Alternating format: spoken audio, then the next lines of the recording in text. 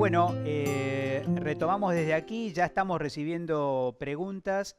Recuerden que las preguntas tendemos a contestarlas por orden de aparición, así que digamos no se demoren mucho en enviarlas, digamos, y seguramente en estos bloques siguientes, digamos, vamos a ir entrando en temas más específicos, más puntuales, vinculado a cómo se traducen los derechos en la vida cotidiana de las personas. Justamente veníamos cerrando el bloque anterior con Alicia en relación al tema de que hasta incluso estas leyes específicas de celíacos, hubo una pregunta en la clase anterior sobre celíacos, la ley de diabetes, digamos, la ley de epilepsia, digamos, va creando, pero hay algo también interesante, que quizás es más amplio que esto, que es el hecho de que todos sabemos que han aumentado, y que es una preocupación, digamos, las enfermedades crónicas.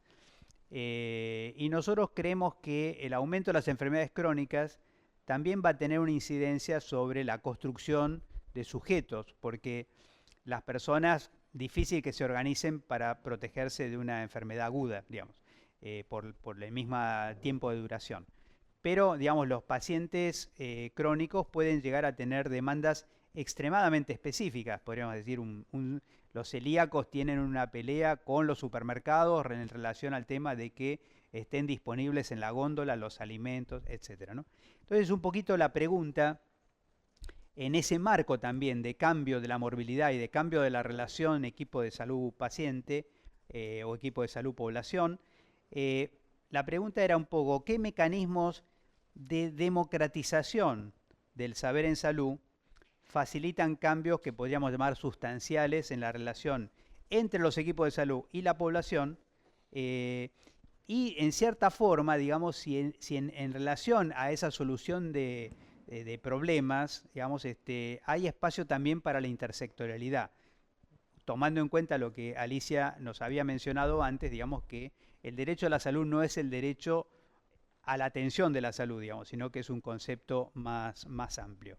Estamos entonces un poquito en una etapa donde pareciera que hay que democratizar esta relación médico-paciente, profesional de salud paciente, equipo de salud, comunidad, digamos. De ¿Qué mecanismos, digamos, crees que están un poquito jugando Yo acá? creo que primero hay que revisar profundamente cómo nosotros construimos nuestra idea como profesionales de la salud, porque en todos está contenida de una manera u otra esta idea de verticalidad a partir de poseer un conocimiento específico que caracteriza eso que Eduardo Menéndez llama el modelo médico hegemónico y que no es solo para los médicos. Cuando él dice modelo médico hegemónico puede entrar ahí cualquier profesional del terreno de la salud que supone que de alguna manera verticalmente está transmitiendo. Nosotros tenemos que pensar que en nuestra propia acción, en el centro de salud, en el hospital, etcétera, nosotros, además de hacer esa práctica específica de un proceso curativo, por ejemplo, o preventivo, estamos produciendo, estamos, entre comillas, haciendo educación en salud, ¿no? Voy a poner un ejemplo mínimo observado en la sala de espera de un centro de salud en el interior del país. La enfermera le dice a la madre, no está completa, la madre está por entrar a llevar el niño a pediatría. No está completa la cartilla de vacunación y eso que te la damos gratis, ¿no? El te la damos gratis es una, digamos, una asignación a lo que es un derecho, ¿no? De un principio filantrópico del Estado liberal del siglo XIX. O sea, nosotros te la damos gratis. No es así, ni siquiera es un derecho de la madre, es un derecho del niño. La frase de la enfermera debió haber tenido presente, no estoy cuestionando a la enfermera, quiero decir, todos nosotros tenemos eh, posiciones que transmitimos y construimos, ideas sobre el cuerpo, ideas sobre la salud, etcétera. Cuando una joven manifiesta temor ante la imprevisibilidad del parto y el médico le dice que si le preocupa mucho, mejor planeamos la cesárea, estamos construyendo toda una subjetividad, que no es solo la Ujú. de ella, sino lo que ella va a transmitir además a otras personas de su generación. No sé si, Totalmente, ¿qué? totalmente. Y cuando nosotros trabajamos con personas de las comunidades, creo que ahí sí tenemos que tener absolutamente presente que la participación social en salud, de la cual tanto se habla, no es que la gente venga a la reunión que planteamos en el centro de salud, es que nosotros vayamos a los espacios reales de participación de esa comunidad. Hace muchos años, cuando en Bolivia estaba lo que se llamó la Guerra del Agua, ¿m? Que son estos pueblos que peleaban por recuperar el agua que al privatizarla les había sido quitada porque no la podían pagar. Estuve en un encuentro internacional sobre el tema del eje era participación social en salud, y la representante del gobierno boliviano dijo que Bolivia tenía baja participación social en salud. Entonces yo le dije que me llamaba la atención porque en ese momento tenían la mitad de la población peleando por el acceso al agua. Y me dijo, sí, pero eso es político, no en salud. Entonces, nosotros no podemos esperar que la gente venga al centro de salud y venga a hacer esto que nosotros planeamos que ellos tendrían que hacer para lo que nosotros pensamos que son sus procesos de salud, enfermedad, atención.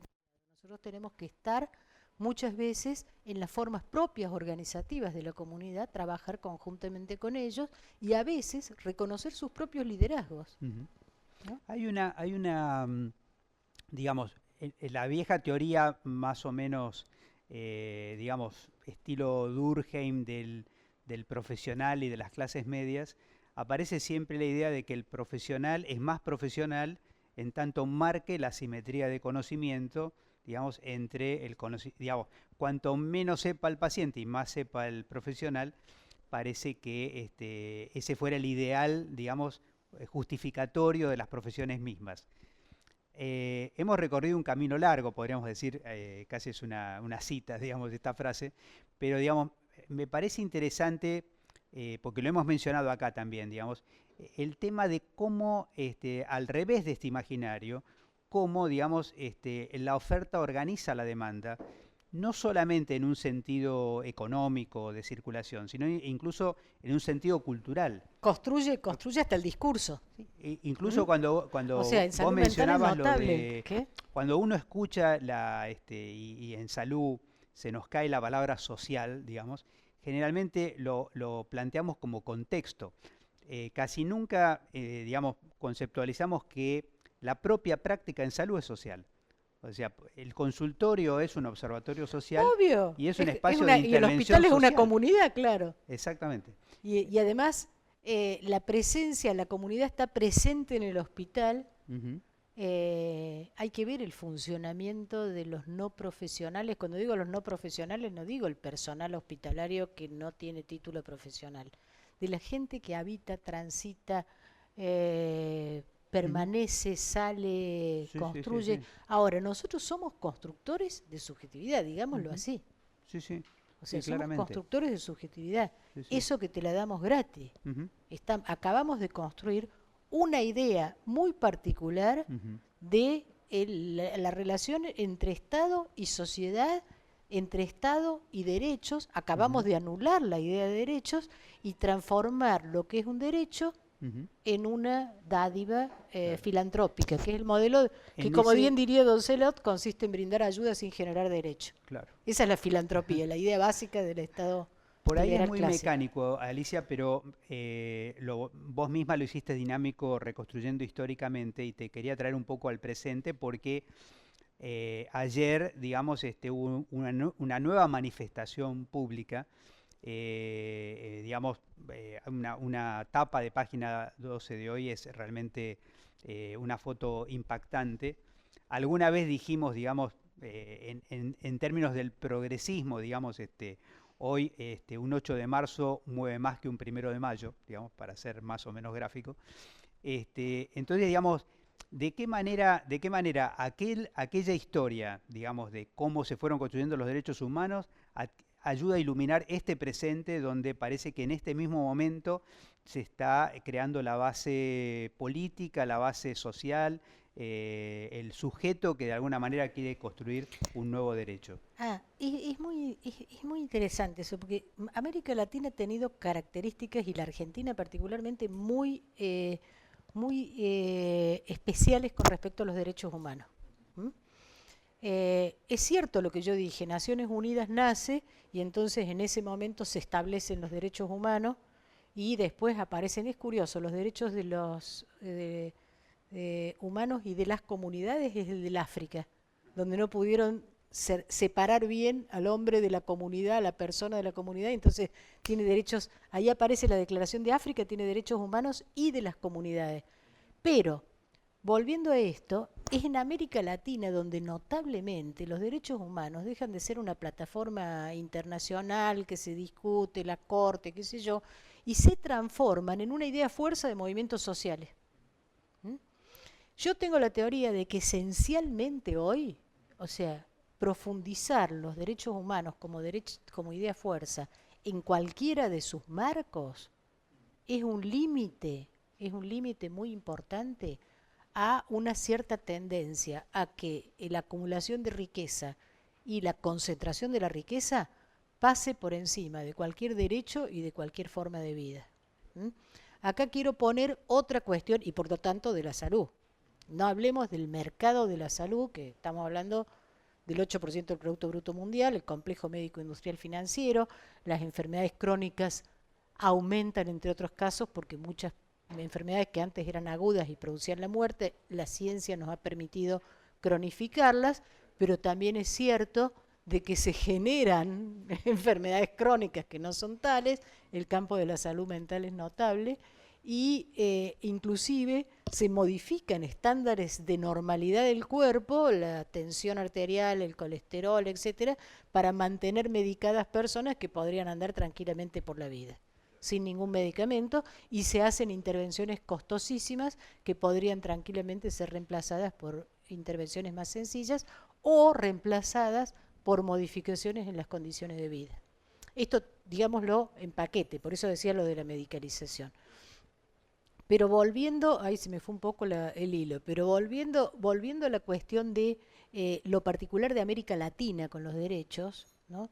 Uno de ellos es esta idea de los derechos de los derechos humanos como idea fuerza, que entonces configuran no únicamente un reclamo internacional, vamos a un Estado que reclama internacionalmente o un país que penaliza al otro por violación de los derechos humanos, sino que creo que la Argentina es un caso clarísimo de un movimiento atípico, porque lo protagonizaron mujeres, madres desde su lugar de madres, pero que le dieron una dimensión política persistente a lo largo del tiempo, que fue produciendo transformaciones en el conjunto de la sociedad, irradiando el conjunto de la sociedad. Lo otro que trae alguna legislación latinoamericana es una cuestión, un concepto filosófico y jurídico. Pongámosle el nombre, eso no es folclore, eso no es un camino de la antropología. No es que el derecho es el que viene del derecho romano y lo que se pensó en otros lugares es folclórico, ¿no? Bueno, ¿qué es la categoría del buen vivir? Y esta idea de armonía con lo comunitario, la naturaleza, etcétera, para configurar una forma de vida que ahora muchos llamarían sustentable y que uno puede llamar saludable en términos de pensar en contraposición a lo actual. Eso forma parte de la Constitución de Bolivia y de la Constitución de Ecuador en momentos en que Bolivia y Ecuador estaban en procesos de alguna manera de poner en escena estas cuestiones. Estás poniendo un punto que merece también un reforzamiento en nuestro último bloque y podemos conectarlo porque, digamos, esto que ya cuando se traduce en términos occidentales, digamos, aparece como los derechos difusos. Los derechos difusos, claro. Los derechos de la madre tierra, los derechos de la naturaleza, empiezan a aparecer también, digamos, otra zona de frontera. O sea, los movimientos de género, los movimientos ambientalistas, digamos, empiezan a jugar, digamos, por eso me parecía tan interesante. Nosotros siempre comentamos que apelamos a la historia como un instrumento clave para salir del positivismo, digamos, o sea, para mostrar de qué manera, digamos, la historia muestra con resultado abierto que hoy tenemos digamos, desde los movimientos que mencionábamos del día de ayer hasta el movimiento, acá tenemos justamente, miren esta foto, digamos, ¿no? Creo que es, por lo menos de las de hoy, es la mejor foto que yo he visto. Uno le da, digamos, una sensación, como puede pasar también con el movimiento de los adolescentes en Europa, con Greta Thunberg, digamos, estamos frente a sujetos que ya no son, digamos, los ciudadanos franceses con la mujer, digamos, está la libertad que está conduciendo, digamos, a esta libertad individual del adulto varón que acabas de mencionar, pero esto lo que está diciendo es la historia está abierta, digamos, y creo que Sí, la riqueza de ese tema, lo comento porque me están haciendo señas del intervalo para pasar al bloque siguiente. Dejo este esquema, que es un esquema que lo proveyó Hugo Quiroga. Es demasiado simple, pero a veces ayuda a lo simple para después acceder a lo complejo. Usando la categoría ciudadanía, que usan mucho los brasileros, es decir, una ciudadanía no solamente de derechos políticos, sino también ciudadanía social, Hugo planteaba de que la ciudadanía se compone de derechos más sujetos sociales que los puedan cobrar, digamos, más igualdad ante la ley. Si esas tres condiciones se daban, digamos, efectivamente el derecho construye ciudadanía. Si no, puede ser una letra muerta, digamos. Y casi te diría, no me conteste ahora, pero si ese esquema, digamos, nos podría ayudar para ver esta dinámica que acabamos de ver en esa foto, para ver si hoy mismo no estamos asistiendo a un momento histórico, digo, más allá de todos los juicios de valor que puede abrir esa foto, digamos, para señalar justamente de que esto de que la historia está abierta. Si le parece, hacemos un último intervalo para pasar al último bloque nuestro y luego pasan ustedes a tomar control porque vamos a contestar las preguntas que ya nos están llegando.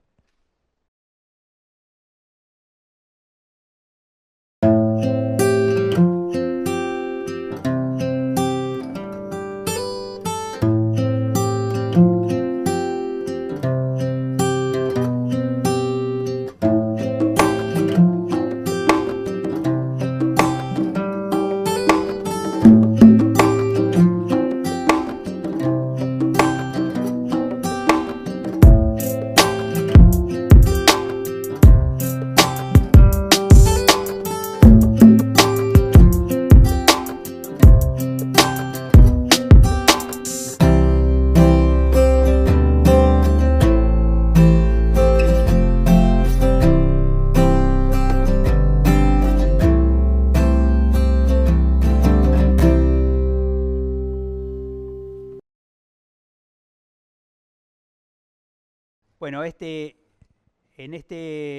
estamos retomando, entonces extendemos nuestro saludo a los compañeros y compañeras de 9 de julio, a los amigos que nos están siguiendo en Bursaco, en La Prida, en Vicente López, en Pergamino, en la región sanitaria 6. Estos saludos los extendemos por la forma como nosotros logramos captar los nodos que nos están siguiendo.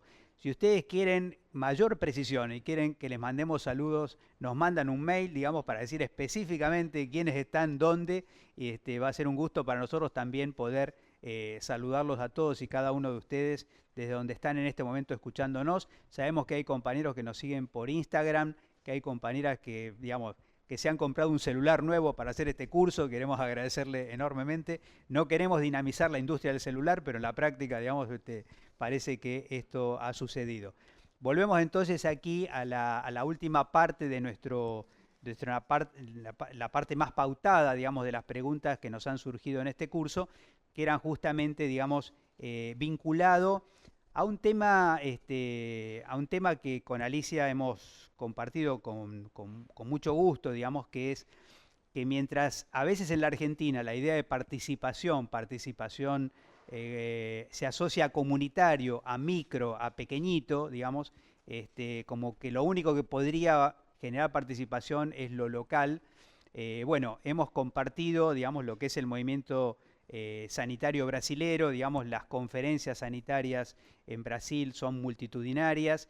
En la Argentina, digamos, el movimiento de derechos humanos tiene citas casi ya estamos en vísperas del 24 de marzo, digamos, empieza a generarse el 8 de marzo, digamos, va a ser sin lugar a duda este año un día muy importante. Es esta sensación, digamos, de la palabra participación social en salud, digamos, es una gran incógnita y al mismo tiempo, digamos, no la estamos inventando ahora, pero traducirla y plasmarla es una gran tarea, ¿verdad? ¿Cómo estás evaluando, digamos, en este momento esta idea, digamos, de participación social en salud? ¿A qué nos invita, digamos? Y la participación social en salud, acá voy a volver a lo de la integralidad de derechos. Hay distintas formas de participación social en salud. Hoy cuando estábamos reunidos yo decía, hay formas hasta de sumatoria de individuos, de fenómenos colectivos, que no es lo mismo que participación social en salud. Hay fenómenos colectivos que cada persona hace individualmente, pero se terminan transformando en un fenómeno colectivo. Por ejemplo, las famosas tutelas, que es como decir amparos en nuestro nombre, para recibir coberturas que le niegan sus seguros en Colombia. Como Colombia tiene una corte constitucional, una constitución que garantiza el derecho a la salud y un sistema de salud absolutamente mercantilizado con distintos estratos y coberturas según el estrato y el plan, etcétera, etcétera, la gente recurre a la tutela, o sea, al amparo constitucional frente a cuando el seguro que le corresponde, que tiene otro nombre, le dice que no le va a cubrir ese medicamento. Claro, claro, claro. Pero Sí, sí, sí, fue sí. tal la cantidad que pusieron en crisis el sistema. ¿Mm? Y en ese paquete se mezclaron personas que demandaban un tratamiento absolutamente indispensable con personas que demandaban tratamientos carísimos que les eran indicados en el marco corporativo y de intereses, etcétera, etcétera, y que quizás no eran ni siquiera el mejor tratamiento para la patología que tenían. Pero esa es una forma que yo llamaría, es una forma de lidiario individual liberal, de que cada uno termina configurándose un colectivo de personas individuales. Otra cosa, lo que vemos esto que trajiste recién, con el tema de la ley de interrupción voluntaria del embarazo, cuando se constituye un colectivo que demanda, y demanda a sabienda de que está demandando alrededor de una problemática, pero que además esto está ligado a otras problemáticas. No sé si me entiendes. Sí, sí, sí, Aún claramente. así, en muchas veces las demandas se cuelan, voy a dar un ejemplo que puede ser discutible, se cuelan debates, por ejemplo, el feminismo no es unívoco. Hay un feminismo individualista anglosajón que espera que la mujer pueda hacer lo mismo que el hombre en un sistema que permanezca tal cual, meritocrático, etcétera, digamos, ¿no?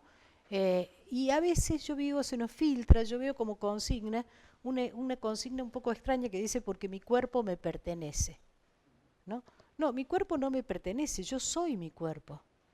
Pensar que mi cuerpo me pertenece es asignar, primero, hacer una disociación mente-cuerpo, como si yo fuera una cosa y mi cuerpo fuera otra. Y segundo, pensar que el cuerpo puede ser un bien o una pertenencia, cosa que efectivamente sucede, porque funciona como tal en una sociedad que puede transformar en mercancía cualquier cosa, desde un bebé hasta un órgano vivo. Todo se puede transformar en mercancía en nuestra sociedad. Pero nosotros lo tenemos tan internalizado que dice yo soy dueña de mi cuerpo. No, yo no soy dueña de mi cuerpo, yo soy mi cuerpo. ¿Mm? Y entonces, cuando yo habito de determinada manera, transito de determinada manera el mundo, tomo decisiones sobre mi vida, está implicado mi cuerpo. No sé si Sí, claro, está. Y claro, sin claro. embargo, pues es un desliz del lenguaje, ¿eh? Sí, sí, sí, Es sí. un desliz Ujú. del lenguaje. Ajá. Sí, Entonces, sí. lo que yo tengo que poder Se hacer repite en sí, salud mental, totalmente, claro. Sí, totalmente. sí, sí, sí. Porque O ahí sea, vuelve a disociar, digamos, ¿no? vuelve a disociar. Claro. Salud mental sería no sé qué cosa que sucede en algo. Pulitzer decía que la mente era una heredera laica del alma, decía. Claro, ¿No es claro, cierto? claro. Entonces después nos terminamos batiendo en duelos imposibles acerca de si eso es psicológico o si es biológico, cuando en realidad lo tenemos que pensar con un nivel de integración que quizás desafía buena parte de los fundamentos biologistas del modelo médico en el cual nosotros nos movemos, que frente a ese modelo médico biologista se le antepone entonces un modelo psicologista igualmente erróneo. No sé Claro, si... totalmente. Y eventualmente puede aparecer Claro. uno sociologista totalmente erróneo, porque cada cuerpo es singular, Ujú, cada, ujú, cada subjetividad es absolutamente singular y en el caso a caso se resuelve en última instancia la claro. intervención de cada Me uno. gusta mucho el ejemplo que ponías de Colombia. Alguna vez lo mencionamos justamente sobre el tema de la gran diferencia. Ahora se habla, bueno, de una agencia de evaluación de tecnologías o mismo, digamos, de la ley de salud mental. Y siempre usamos este ejemplo, digamos, decía, esta misma, supongamos que uno transfiere la ley tal cual está, digamos, y la lleva a Colombia o la lleva a Inglaterra, por ejemplo, que todavía es un sistema básicamente socializado de medicina. Digamos, si yo digo derecho a la salud en Inglaterra, tengo que presionar para que el Estado lo garantice. Si yo lo digo en Colombia, tengo que conseguirme un abogado para que me Para que defienda, me digamos, garantice mi para que derecho, el garantice a mío. mí, claro, a Eso cada es, uno, mi exacto, derecho termina en donde empieza claro. el Y otro. de Ahora, hecho, cuando yo el, consigo ese medicamento carísimo, en una de esas estoy deprivando de un medicamento a exactamente. otro, pero no, pero es mi Ujú. refugio antiaéreo, ¿viste? Bueno, El mío personal que me hice de para mí. hecho, Alicia, vos sabés que el país del mundo que tiene más abogados trabajando en salud es en Colombia. Digo, Colombia es el país del mundo que tiene más abogados especializados en litigar para la defensa del derecho a la salud, porque se consigue con tutelas en Colombia hasta operaciones de apendicitis. O sea, todo lo que es segundo nivel, todo lo que es, Va digamos, tutela. va a tutela porque, digamos, porque el sistema ya está preparado Ahora, para yo entrar digo, por esa vía, digamos, ¿no? cuando en los Claro. 90 se O publicó sea, eso el... Claro, definitivamente no es el derecho a la salud del que estamos hablando, digamos, no. ¿no? Claro, Cuando en los claro. 90 se publicó ese famoso documento El invertir en salud, ¿no? Y ellos descubrieron que los mercados tenían imperfecciones, pero los estados tenían fallas insolucionables, porque es así. Parten de base, toda prestación dada por el Estado será de baja calidad, etcétera, etcétera, etcétera. Imperfecciones, como por ejemplo esto, que una persona se muera porque no tiene acceso a un servicio. Yo en ese momento, creo que cuando yo ahí tomé conciencia de que hay cosas que tienen que permanecer protegidas del mercado. Después discutiremos qué articulación hay entre lo privado y lo público, etcétera, etcétera. Pero salud y educación tienen que permanecer protegidas del mercado porque la historia ha mostrado, y el caso de Estados Unidos demuestra, comparativamente con otros países, que particularmente en salud lo que termina produciendo el mercado es mortalidad, SIC, mueren más personas por consumo de analgésicos opiáceos en Estados Unidos que por heroína y cocaína juntos. Mientras tanto, gastan miles de millones de dólares en luchar contra la droga, pero los laboratorios venden esta sustancia que se utiliza absolutamente para terminar muriendo. Punto. Después, es un sistema carísimo. Hay un montón de gente que no tiene acceso. En la película lo vemos a Denzel Washington con una ametralladora para lograr que le hagan una operación a su hijo y no nos riamos de la película.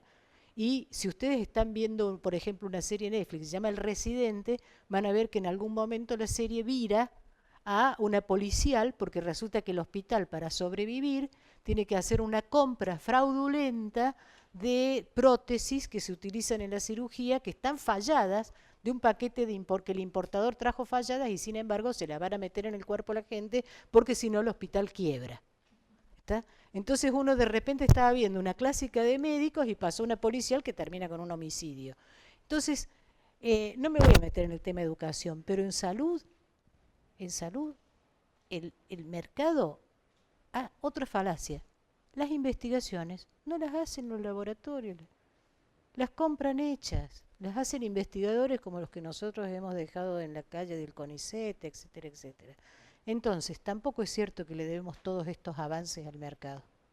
¿Mm? Definitivamente. Entonces, Sí, sí. es ahí el Sí, punto sí. donde yo Me digo, acordaba tu ejemplo anterior, porque en la guerra del agua, hablando de las cosas que no se puede dejar al mercado, una de las cosas que más irritó en Cochabamba, que es una ciudad que tiene problemas de agua, es que la empresa de agua que había privatizado le quería cobrar a los vecinos que sacaban agua de pozo.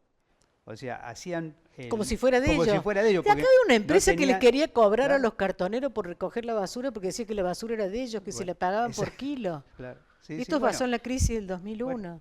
bueno, en ese marco creo que estamos completando, digamos, podríamos decir así, esta fantástica, quisiera decir en mérito tuyo, digamos que es la primera vez que se nos va corriendo los tiempos, porque, digamos, estamos todos muy atentos, digamos, a esta conversación, pero tenemos que guardar un poquito de tiempo para las preguntas que ya han llegado, así que hacemos un minuto para organizarnos nada más estas preguntas y vamos al último bloque del día de hoy.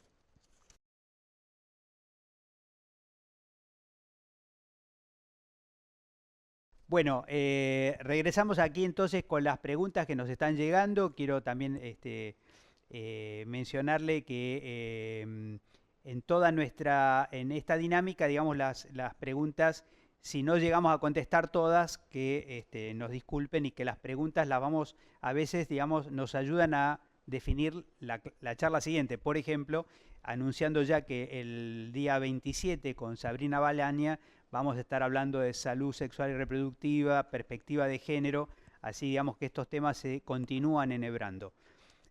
Una pregunta casi obligada para Alicia, nos está llegando de la coordinación del bloque de formación común, es qué evaluación puede hacerse quizá desde la perspectiva nacional, digamos, a 10 años de la ley de salud mental. ¿Se podría ya hablar de un cambio de paradigma? Esa es la pregunta primera, digamos. Muy interesante. Primero voy a continuar del bloque anterior diciendo algo que quedó sin decir en respecto a tu pregunta. Una ley es una herramienta de trabajo. O sea, si uno logra la ley y después se sienta a esperar que otro la haga, la ley es una herramienta de trabajo porque legitima el reclamo. No sé si es más o menos claro. Si yo conozco, por eso es importante la democratización de la justicia en el sentido profundo que lo traen algunos, que la gente tenga un conocimiento profundo de sus derechos. Acompañé alguna vez una mujer, una militante del movimiento de usuarios de servicios de salud mental, la acompañé a una internación y estaba en situación de internación y aún así dijo, yo no firmo nada, quiero que vengan los abogados del cuerpo de letrados, que me garanticen mis derechos. En una internación con un episodio psicótico agudo. Yo quiero una internación involuntaria, dijo, que me garanticen mis derechos. Bueno, eso, si me preguntan por un cambio de paradigma, en esa mujer el cambio de paradigma ha sido muy importante. Porque no es solamente apelar a sus derechos, sino que sabiendo que aún en un proceso que la psiquiatría prácticamente dice de pérdida de razón, mantiene ese hilo conductor de reclamarse como sujeto de derecho. Sí, sí. Ahora, la ley de salud mental, yo he escuchado jefes de servicio decirme esa ley no se va a implementar, como si la implementación dependiera de otros. Claro. Para los 10 años que llevamos, considerando que el dispositivo manicomial tiene unos cuantos siglos, no estamos mal. Claro, ¿Está claro? está claro. No estamos cambiando la práctica por ejemplo, de consumo de tabaco que tiene un siglo y que además no construye identidad y no tiene la función social que tiene el dispositivo manicomial. Estamos cambiando algo muy arraigado en un sistema de difícil transformación, y no me refiero solamente a las prácticas de los profesionales y de los servicios, sino también a lo profundamente arraigado que está en el conjunto de la población en la estigmatización del tema de la locura. Totalmente, Por lo tanto, la totalmente. colocación del loco en un lugar de sujeto de no derecho.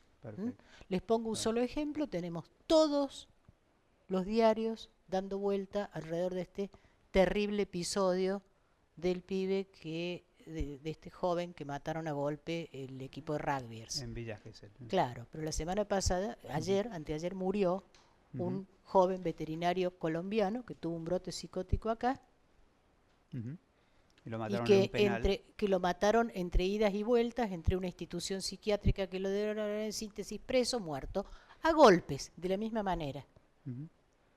Pero no va a Y salir... si no, y claro. recordemos el caso de ese joven estudiante, ¿no? Que tuvo un episodio psicótico en su viaje de fin de curso, ¿m? Que las profesoras lo dejaron en una comisaría. Si hubiera tenido una apendicitis, ¿lo hubieran dejado en una comisaría? No las culpo, ¿eh? Creyeron que había consumido droga, ligaron droga con delito. Y entonces el joven en ese episodio psicótico, fue dejado en una comisaría donde los comisarios lo mataron donde los policías lo mataron a golpes y después hicieron desaparecer el cadáver. Y fue un largo juicio para terminar descubriendo además que algunas de esas personas finalmente estaban implicados en delito de lesa humanidad. O sea, todo hace un circuito, ¿está Un claro? circuito. Ahora, Ujú. ningún médico, ninguna profesora, ninguna persona dejaría en una comisaría a alguien porque tiene un dolor abdominal agudo. Pero dejan en una comisaría un joven porque está delirando. No sé si está claro. Está clarísimo. Entonces, cuando me Está clarísimo. preguntan si hay un cambio de paradigma, Ujú. estamos en un tránsito para hacer un cambio de paradigma que espero logremos, pero un paradigma que nosotros contribuimos a construir permanentemente. Un alumno en la facultad me dice una vez, me voy a recibir y nunca vi un psicótico. Ujú. Esa frase no me la olvido, le digo, eso es lo que vos creés. Ujú.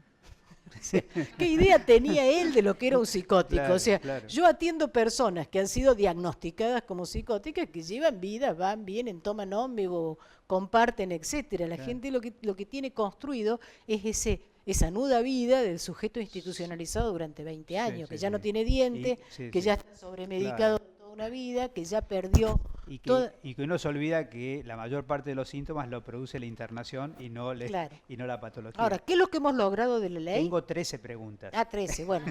Una cosa, hemos logrado, sin embargo, que en 2017, ya estaba en 2017, cuando se intentó dar de baja el decreto reglamentario y alterar la ley con un decreto reglamentario nuevo que cambiaba hasta su definición, en un año electoral que el gobierno en ese momento ganó las elecciones legislativas, sin embargo, fue tal la movilización del movimiento de salud mental que dimos por tierra con el decreto reglamentario y con el director nacional de salud mental de ese momento. Eso es participación. La segunda pregunta que tenemos es, se tomó un poquito esta idea de respecto a la endogamia del sistema de salud, nos interesaría desde nuestro rol como trabajadores de la escuela, digamos, ¿qué contribución ves en la perspectiva docente que puede hacer para romper la endogamia, este tema de la endogamia del sector salud? Quizá por esto de la integralidad de derechos. Desde la perspectiva docente, O sea, es una pregunta que viene desde la escuela misma, digamos, ¿no? me Seguramente del interesa, otro aula. me interesa, yo hablaría de una cascada de democratización. Ujú. Ajá. O sea, porque uno no puede enseñar de manera autoritaria lo que son sistemas participativos. Ahí está. ¿Está claro? Claro, claro. O sea, Bien. vos lo sabes muy bien porque has Ujú. tenido la Ujú. responsabilidad de pensar una currícula nueva de medicina. Si uno quiere empezar a transformar las formas verticales en formas más horizontales, no con simetrías absolutas, Ujú. con diversidades, Claro. pero entonces lo que tiene que hacer es la herramienta misma Ujú. de docencia tiene que contener ya la Claro, experiencia de claro. Una especie democratización. de postulado de coherencia. Exactamente. Esta pregunta quizá tiene que ver un poco con lo que hablamos sobre cesáreas, viene de tocoginecología de Junín. Cesáreas nace sobre todo en el sector privado. Dice, el hospital busca revertir esta tendencia. ¿Cómo pueden fortalecerse los equipos de salud en estrategias alternativas? Los equipos de salud de los De hospitales. los hospitales para la prevención Yo creo de que cesáreas. favoreciendo las Ujú. condiciones de trabajo de los equipos Ujú. y de abordaje interdisciplinario del Ujú. problema. Claro, claro.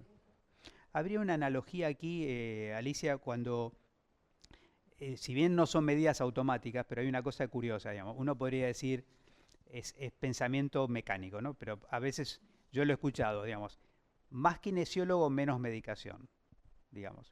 Más psicólogo, menos medicación. Yo diría, digamos, más obstétricas, menos cesáreas, digamos. Es decir, Exactamente, creo depende de que las creo que mujeres también tengan. depende mucho de cómo se arman los equipos de salud, cómo se comunica. Me parece que Creo que los equipos de ¿no? salud tienen también que hacer un importante proceso de desnaturalización de la cesárea Ujú. y además colaborar. Por ahí, vos sabés que no es más de los sectores privados porque este incremento de las cesáreas también es más de las clases De las clases medias. medias, ¿M? claro. Sí, sí. Las jóvenes de sectores populares me da la impresión de que tienen más incorporado el parto, han Ujú, más visto nacer. ujú. Hay una cuestión, casi te diría hasta cultural. Los que nos hemos criado, por ejemplo, con una parte de nuestra vida en zonas rurales, vimos nacer un montón de seres. Claro. He visto Ujú. nacer antes de que naciera mi hijo, ya había visto nacer un potrillo, había visto nacer Eso, un ternero, había visto claro, nacer pollito. Digamos, sí. Claro, no es la eso experiencia urbana, no es la digamos. experiencia No, urbana, no es la definitivamente. experiencia Claro, urbana. Es por claro, decir, claro. antes las jóvenes, Ajá. cuando eran madres, ya Ujú. habían cuidado un bebé. Claro. Porque el sobrinito, porque qué sé yo. Ahora hay chicas que cuando nace, la primera vez que tienen un bebé en las manos, es el momento en Totalmente. que nace el propio. Totalmente. Y no han- Abonando lo que hay que decís, ayudar esos procesos, creo que de alguna sí, manera, ¿no? abonando lo que vos decís, digamos, por un lado también se ha caído mucho la preparación, todos los tiempos dedicados a los cursos de preparación, y además, digamos, tenemos ya registro de obras sociales, digamos, que están arriba del 80% de cesáreas, digamos. O sea, ya estamos hablando de, no digamos de superar el 20, superar el 30 o el 40, digamos, ya estamos hablando de 80% de cesáreas, que indica prácticamente, digamos, que para el sector social que tiene cobertura de obras sociales, digamos, esto ya es directamente la práctica.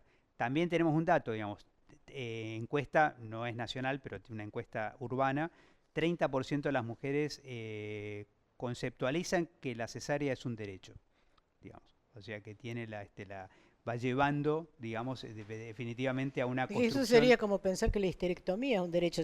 Bueno, Si tenés que hacerte una claro, histerectomía, sí, claro. pero si te la tenés que hacer por... Yo creo que vuelve a eso que vos mencionabas antes que conversábamos de que la oferta también organiza la demanda y además la convence, o sea, la construye. O sea que hay un momento dado donde vos ya no sabés si es la opinión digamos, si al final la cesárea la generó, digamos, el equipo de salud o la generó la demanda de una población que luego de un cierto tiempo termina, digamos, transformando eso en un pedido, podríamos decir así. Quizá las preguntas siguientes nos van a ir conectando con esto, porque nos pregunta los usuarios de los servicios de salud, ¿qué acciones o estrategias podemos utilizar para reivindicar esta mirada de derechos ante un sistema mercantilizado, hiperespecializado y cerrado en sí mismo? Qué interesante, porque los usuarios de qué servicios. Ujú, ¿Mm? ujú. Por ejemplo, si yo pienso en un centro de atención primaria de la salud, Ajá. pienso en una zona, en una regional de primer nivel de atención, pienso directamente que puede organizarse una asamblea colectiva, pensar cómo se genera una forma barrial de respuesta, Ujú, etcétera, etcétera. ujú. Si yo pienso en un hospital, me parece que la vía va más por la presión sobre el gobierno municipal, Claro. local, etcétera, ¿no es Ujú. cierto?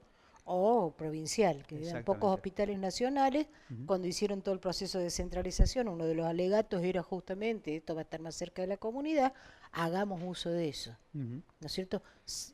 Inclusive en algunos casos, los hospitales, los modelos SAMIC, tenían contemplada la Exactamente, participación exactamente. Sí, sí, sí, social, sí. la participación de la comunidad, de Esto que vos representantes de la has comunidad, estudiado en El Dorado y que claro, se repite en el cruce, se repite en el modelo del Garraham, que la es idea un de un modelo buen de hospital de comunidad, digamos. hospital Claro. de comunidad, que Ujú, creo que ahí sí, es otra cosa. claro. Ahora, si yo soy usuario de una obra social, Ujú, eso es curioso, porque si la obra social es sindical, ujú, se supone que a mí me representa el sindicato. claro, Pero no todas obras sociales, pero no toda persona está sindicalizada, claro.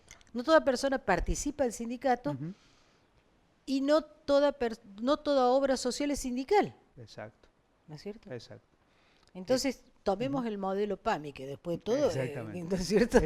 Es un actor importante en el Es un juego, actor claro, importante. O claro, tomemos, yo te puedo decir, el modelo mismo de la obra social de la Universidad de Buenos Aires, que no exacto. es sindical Ujú, y que además no entró en la reforma, por lo tanto yo no puedo pasarme de ahí a otro lado, ir a parar exacto, a ODE, claro. etcétera, etcétera. Ujú, Entonces, porque ahí tenemos el problema. Entonces, el modelo organizativo y ujú, participativo, yo creo que hay que pensarlo en términos de cuál es el colectivo de influencia en ese... ujú. ¿Mm? Nos preguntan sobre la atomización de tantas leyes específicas en salud. ¿Es en realidad manifestación de una falta de integralidad en el pensamiento en salud?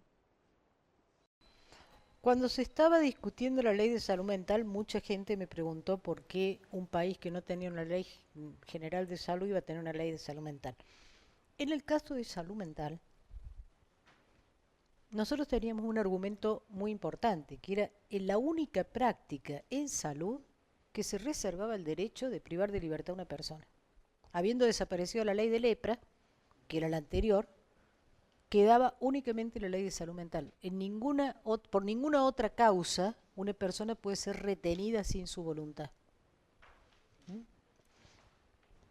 Y entonces, en ese sentido, tenía un problema específico en un punto tan importante de los derechos como es el ejercicio de la libertad, digamos, que merecía ser pensada particularmente.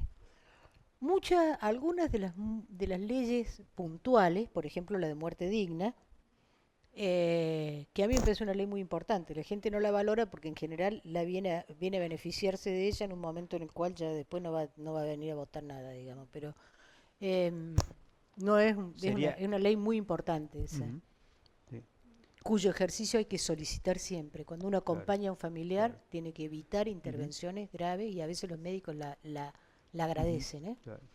Pero He escuchado en eso, perdón Alicia la interrupción, pero he escuchado en eso una frase muy, de mi punto de vista, muy atractiva, digamos, que es que quizás fuera mejor hablar, digamos, de vida digna hasta la muerte, digamos, antes que muerte digna, digamos, porque sí, totalmente. si no parece que los últimos 5 minutos, y la verdad que lo que uno está viendo en este momento en los procesos de longevidad, digamos, es que a veces estamos hablando Exactamente. de años, Me digamos, ¿no? parece correcto, pero la Claro. llaman así a la Sí, ley. no, no, Entonces está pongo más ese allá ejemplo, ¿no es cierto? de... Sí, porque además es un nombre ya De instalado, evitar, digamos. es Claro, una dirigida a evitar el exactamente, ensañamiento terapéutico. médico, Claro. terapéutico, que muchas veces los médicos no hacen porque sean malos profesionales, sino por temor al juicio, por temor al juicio de mala praxis, etcétera. Los protege a ellos también, esa ley. Ahora, efectivamente, nosotros tenemos un sistema de salud segmentado y fragmentado. Recién cuando hablé dije, se está en obra social en el nivel de atención a nivel municipal o a nivel nacional, cómo se interviene o cómo se actúa en cada caso, o como en el caso de salud mental, cuando se arma un movimiento global, o en el caso de las enfermedades por patología, voy a poner una que son garantía de que se van a quedar sin cobertura en cualquier sistema de aseguramiento, que son las enfermedades poco frecuentes, que no configuran mercado ni configuran actor, que lograron la ley por la vía de configurarse en una federación de enfermedades poco frecuentes. ¿No es cierto? Entonces, ahí es que uno va viendo distintas formas con distintos objetivos de configuración de gente que va generando estas herramientas, pero en realidad las necesita a muchas de ellas porque no tenemos un sistema de salud que hoy por hoy garantice que toda persona va a tener acceso a la prestación que necesite, porque si no, los padres de los chicos con dislexia, las personas con enfermedades poco frecuentes, etcétera, no necesitarían una ley propia. Necesitan una ley tendríamos que tener una ley que le garantice a cada persona tener acceso por derecho a la salud y a la vida a la prestación que le va a garantizar eso. Pero como ya está instalado el modelo del aseguramiento, que después vemos en Chile los resultados catastróficos que tiene, que es una de las principales demandas de los movilizados, entonces nosotros la gente se empieza a prever configurando actores puntuales que tienen leyes que le garantizan la cobertura. Nos preguntan quizá algo más de, porque vos también has acompañado en momentos operativos, digamos, ¿hasta qué nivel puede llevarse la autonomía de decisión de los pacientes en el marco de la asimetría de información que vos habías mencionado, inherente a la relación equipo de salud-paciente? La pregunta no lo dice, pero pienso que es incluso extrema en el caso de salud mental, digamos, este tema de la asimetría de información en algunos casos, pero Bueno, en el sistema de salud en general, digamos, la, intervenciones la, quirúrgicas, la ley de claro. salud mental habilita la internación involuntaria. No quedó fuera no quedó fuera de la ley, no está prohibida, pero específicamente en el marco de una situación que se diagnostica como de riesgo cierto e inminente. Eso es una particularidad para lo cual hubo que además que modificar el Código Civil, transformar peligrosidad, etcétera. Ahora, esa asimetría es irreversible, eso lo hablábamos hoy. Es una asimetría que es irreversible.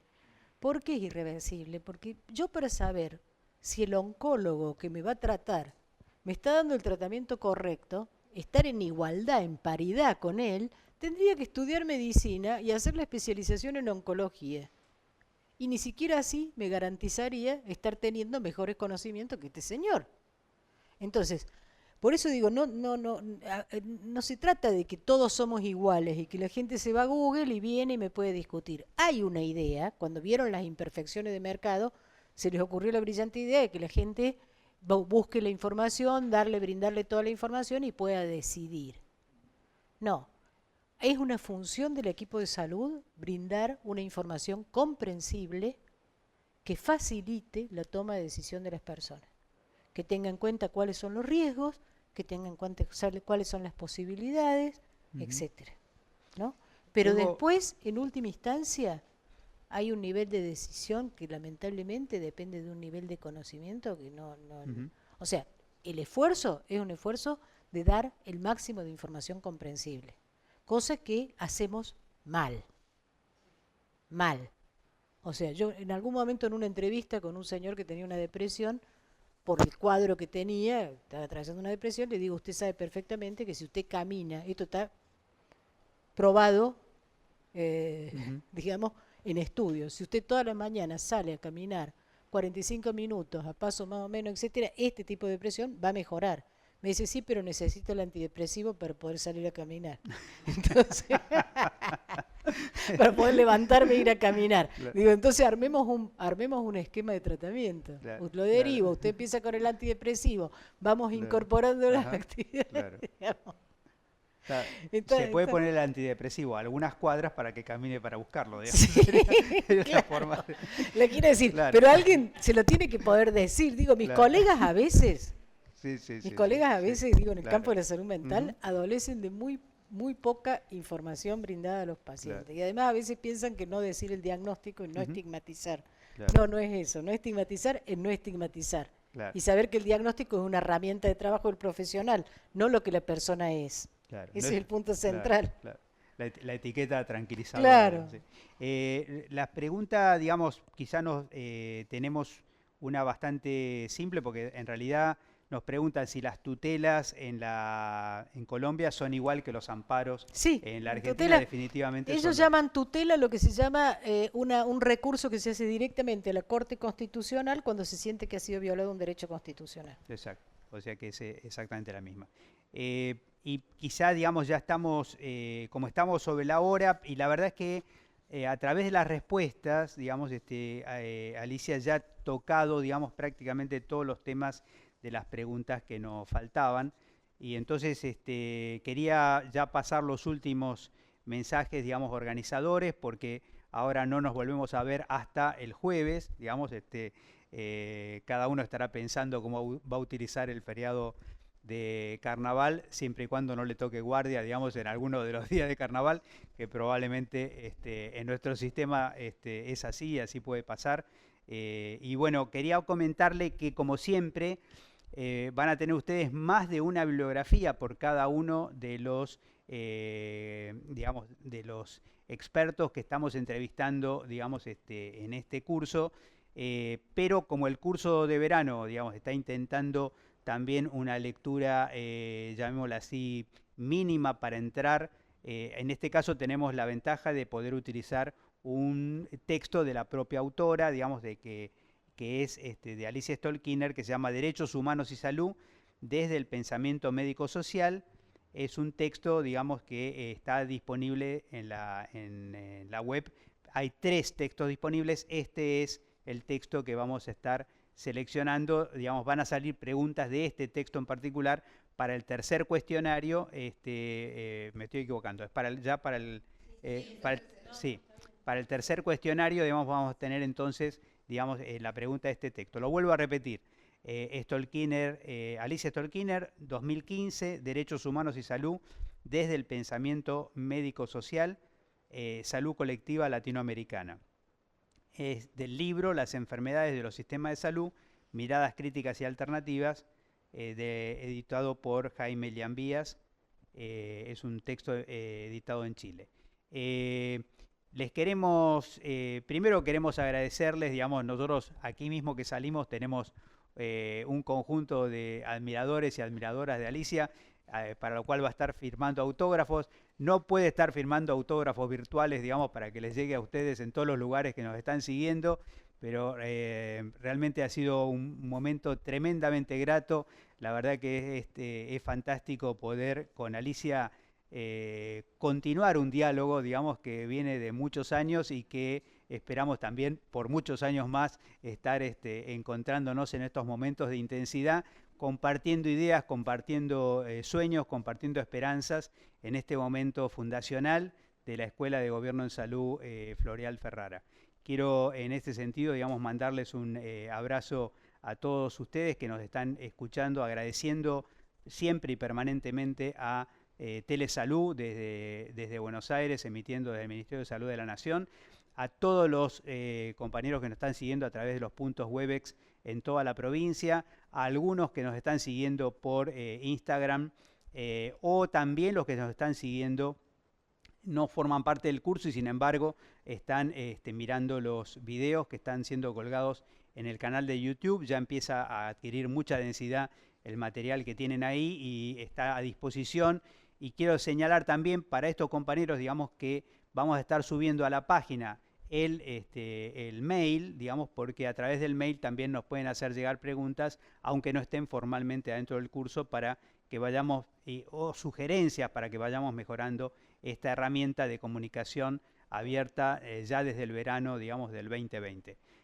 La próxima semana les vamos a estar contando que ya en esta escuela, el día de ayer, hubo un primer acto